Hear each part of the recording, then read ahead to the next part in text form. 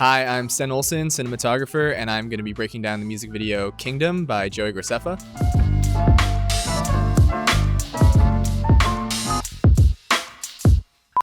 This was a really fun shoot. We got lucky, a super uncommon 5 days to shoot this video in a lot of different locations for a lot of different looks. It's kind of an adventure style narrative music video, and it travels through a lot of different worlds, kind of in this like vision quest journey that Joey goes on after he gets in a car crash.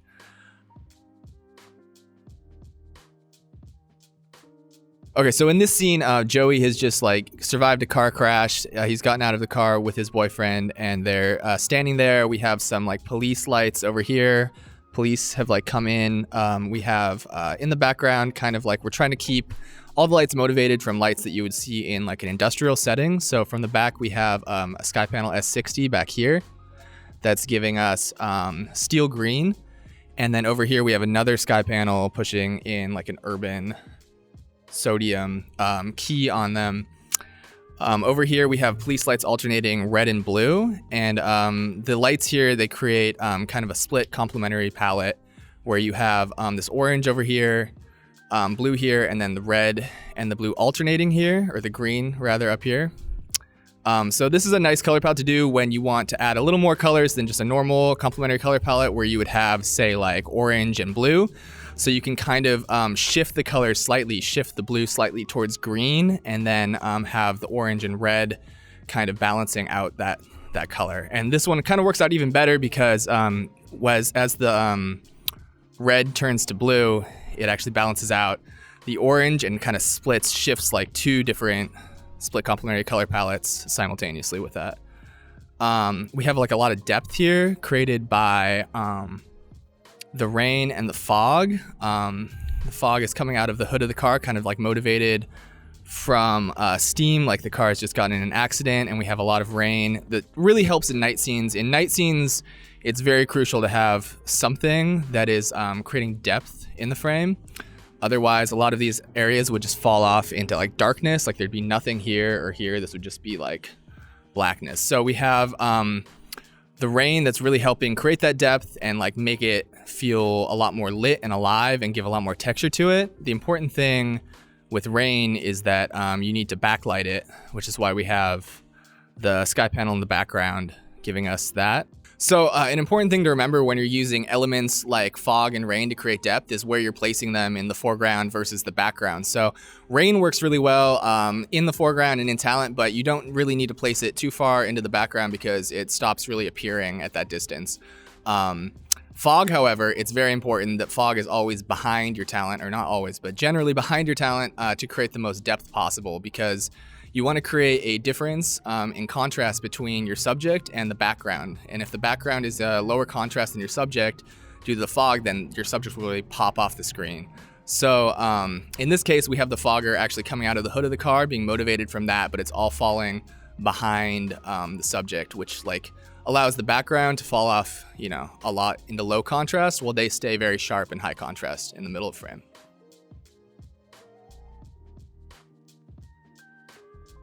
Okay, so this is a second frame from this video in which Joey has a confrontation with a wolf in the middle of the forest.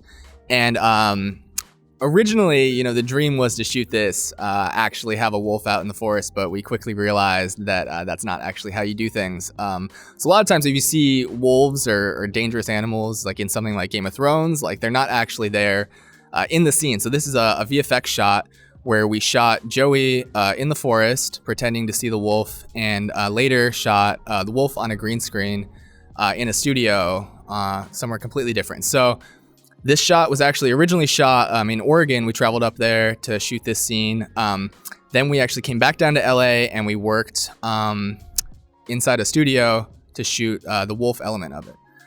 I think the most important thing to consider when you're like going to be compositing together a VFX shot is that you're always shooting the scene or the part of the scene that you're going to have the least control over first, because that way you can adapt the more controllable elements to match that. So in this case, we shot the scene with Joey in Oregon first because we had no idea like what that was going to look like or what the sun was going to be looking like at that time. So we got very lucky. We found like this beautiful location, this log that they could walk across, that Joey could walk across, and have this moment with the wolf. And we got very lucky with the light. We shot this around the winter solstice. We shot this in mid-December. So actually, the sun looks very low here in the sky. But this is actually shot at high noon, because in Oregon, it's actually the only time that the sun ever peaks up above the hills in this area.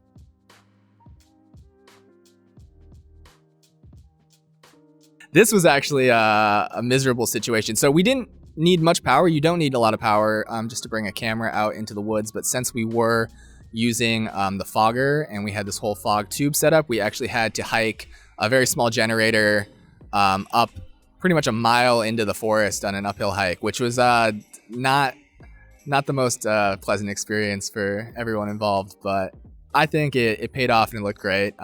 So they make these small little suitcase generators that are like 13 amps that you can use to power small things when you need just something out in the middle of nowhere. And it's, it's pretty much the only thing you could bring up there to get electricity.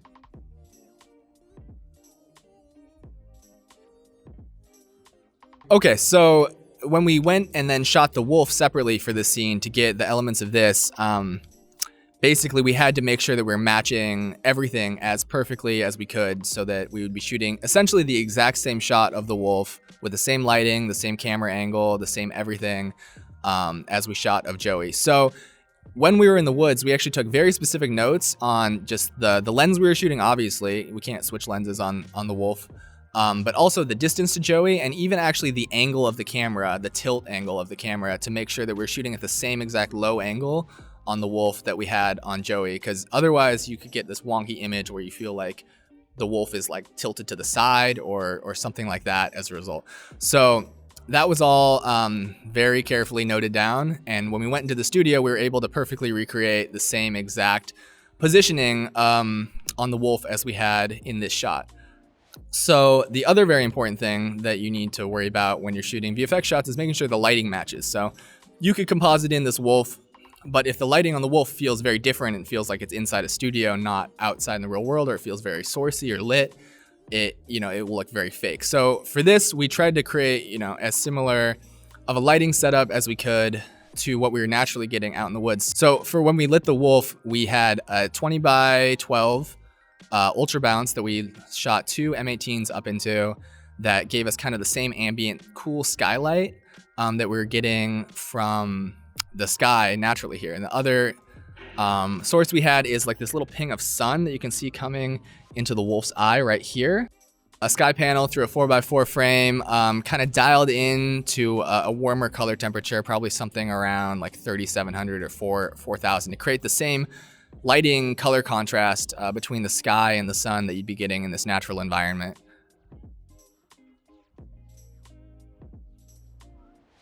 All right, so in this scene, we have Joey on a stormy boat, or on a sailboat caught in the middle of a storm at sea. We originally were considering shooting this on an actual boat in the actual ocean before we realized that would be absolutely miserable to try to do. So this is actually shot, I guess you could call it poor man's process with a boat. I'm not really sure. In a studio or an outdoor white site called Weese's Pieces out in the desert, where they have this giant like 70-foot cyc that is also like a reflecting pool. So you can fill it up with water. We ended up not filling up with water, but we needed it to be kind of a space like that so that we could bring in all these rain towers and basically flood the ground and not have to worry about, ruining a studio with all that stuff. So in this situation, we have, we have, in this shot that you're looking at right now in this exact moment, there's only one light playing, which is a sky panel, which is coming from up here and backlighting all of the rain. This basically is all you need to light a dark scene sometimes, is just to create a silhouette. You can have your talent be in complete silhouette and then just light up the background. And that's enough to get enough definition that you can tell what's going on. In this case, we want to see Joey's face every now and then because he's the star. So we actually had 2 additional sky panels on lightning strike effects coming in from this side and from this side. And these are just popping in intermittently, just flashing for a brief second, just so that you know whose face you're looking at. You can see him every now and then. And I think this is a great way to light a dark scene, honestly, is light it as dark as possible so that you can still see what's going on. You can understand the action. And then if you need to see a face, just occasionally, find something to flash it just quickly. Because that's all the information the audience needs. If you try to light too much of the face that you can actually see it, then the scene completely loses its tone and its structure. So in this case, we actually also had an original plan to project like storm footage. We got all these projectors on the white cyc in the background.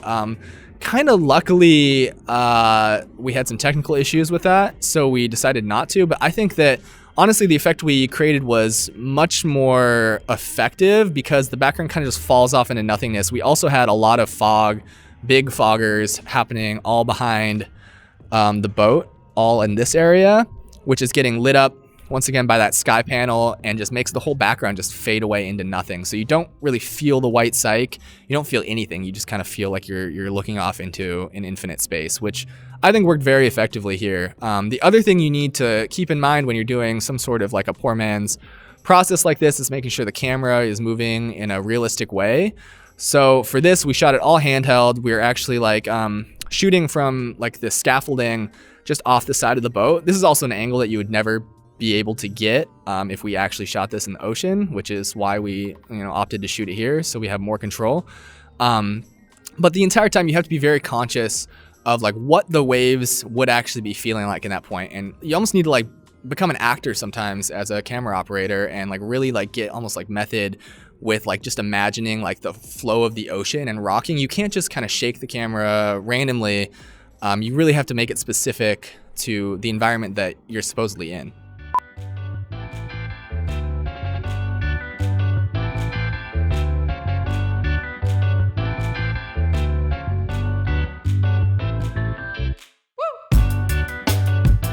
So for this scene, one thing I like to do for night exterior shoots that are supposed to be kind of like moonlit, quote unquote, is you balance your lights to 5600 Kelvin, or if you're shooting with HMIs, you're already there. And then you balance the camera to 3200 Kelvin. And this gives a very like natural blue look that doesn't feel so artificial because it's really just the color temperature blue shift. And you keep a lot of that color information still inside of it. Another thing we did with this scene, because it was going to be so underexposed, is we rated the camera, the Alexa Mini, to 400 ISO instead of the native 800 or something like that. And this just helps you retain a lot more detail in the shadows, gives you a lot more depth there that you can bring up later. And if you're not worried about blowing out your highlights, that's a good thing to do in dark scenes.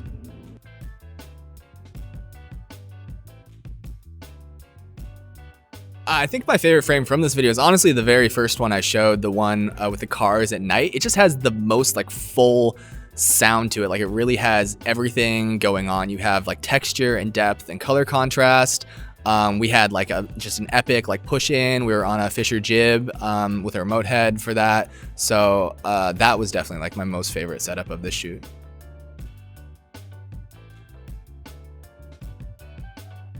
In this video specifically, I think that if I could change one thing, it would be honestly taking a little bit more liberty with the VFX wolf footage that we shot.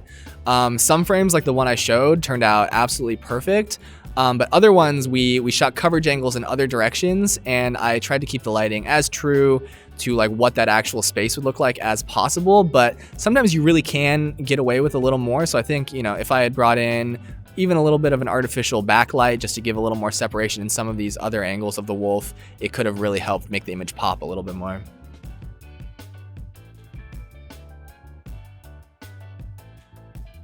I think the most difficult thing about this shoot for me was just the logistics involved. We had a 5-day shoot. We were shooting in Oregon, in LA. I had 3 different gaffers hired on this, 3 different crews essentially. I had the same AC for the entire shoot, but in Oregon we had a totally different lighting crew. We had a different lighting crew for the Wolf green screen with a different lighting package, and we had a different lighting crew for all the other scenes. So we were juggling like 3 or 4 different lighting packages, working with tons of different people, and just coordinating all those things and making sure that everything was going to, we were going to have what we needed for every setup was a big undertaking.